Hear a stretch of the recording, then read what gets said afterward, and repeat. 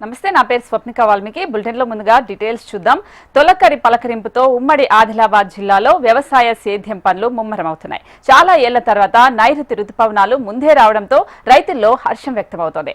మరోపక్క ఆందోళన కూడా వ్యక్తమవుతోంది. ప్రతిసారి మృగశిర కార్తె జూన్ మొదటి రెండవ వారంలో విత్తనాలు వేసుకోవడం ఇక్కడి రైతుల్లో ఆనవాయితీగా వస్తోంది. జూన్ మొదటి వారం నుంచి విత్తనాలు వేసుకుంటే ఆశాజనకంగా మొలకెత్తే అవకాశం ఉంటుందంటున్న ఆదిలాబాద్ వ్యవసాయ పరిశోధనా కేంద్రం సీనియర్ శాస్త్రవేత్త రాజశేఖర్ తో మా ప్రతినిధి Srinivas face to face.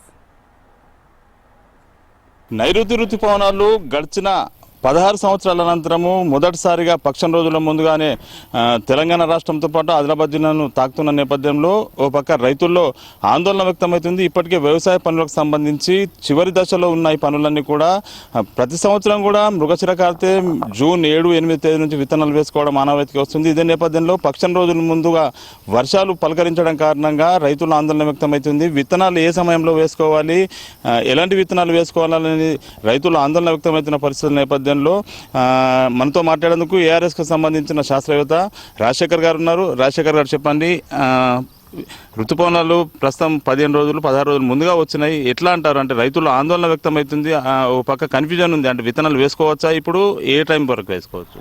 Okay, so ప్రస్తుతం అంటే గత 4-5 రోజుల కిందట చూసినట్లయితే ఈ ఏదైతే వర్షాలు ఉన్నాయో అవి అరేబియా సముద్రంలో ఏర్పడిన అల్పపీడన ద్రోణి వల్ల ఏర్పడిన వర్షాలు.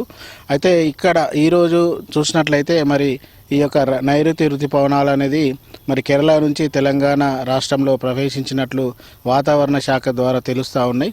అయితే ఏదేమైనా ఇప్పుడు కురుస్తున్న వర్షాలకు అనుగుణంగా ముఖ్యంగా ఈ యొక్క సేద్య పనులలో ఏదైతే రోటోవేటర్ లాంటి పనులు చేసుకున్నట్లయితే భూమి గుల్లబరడానికి మంచిగా భూమి లోతు అంటే విత్తనము వేరు వ్యవస్థ పోవడానికి ఉపయోగపడే సేద్య పనులు చేసుకోవాలి.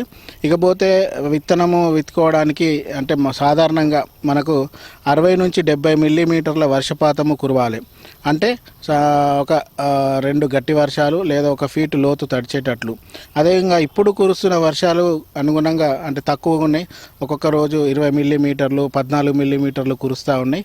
అయినా కూడా ఈ వర్షాల వల్ల కొంత అంటే భూమి యొక్క ఉష్ణోగ్రతలు సాధారణంగా గాలిలో ఉండే 40-45 డిగ్రీల సెంటీగ్రేడ్ కంటే ఇంకా భూమిలో ఎక్కువగా ఉంటాయి కాబట్టి అవి వేడి ఉంటాయి. కాబట్టి ఇప్పుడు విత్తుకున్నట్లయితే మరి చాలా వరకు ఈ క్వాలిటీ సీడ్ మొట్టమొదటిగా వచ్చే సీడ్ అనేది నాణ్యత కలిగిన సీడు మరి అట్లా కొంత వృధా లేదా లాస్ అయ్యే అవకాశం ఉంటుంది. కాబట్టి ఇప్పుడు పెట్టుకోకుండా మరి ఏ విత్తనమైనా కూడా జూన్ మొదటి వారం నుంచి మనకు జూలై 15 వరకు కూడా పెట్టుకునే అవకాశం ఉంటుంది. కాబట్టి ఇప్పుడు ప్రస్తుత పరిస్థితులలో రైతులు విత్తుకోకుంటే బాగుంటుంది.